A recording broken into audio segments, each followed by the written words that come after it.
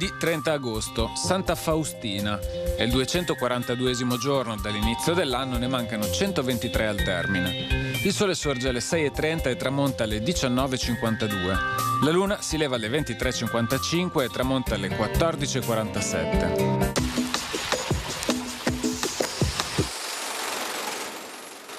Grande scontro con gli Ungheri sul fiume Livenza, presso Motta.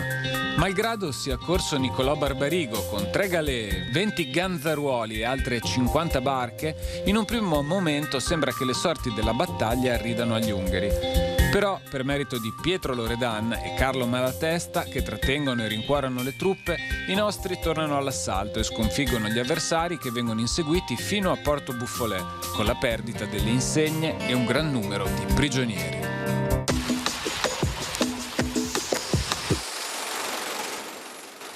Le previsioni per domani. Giornata instabile per il persistere di una circolazione ciclonica in quota.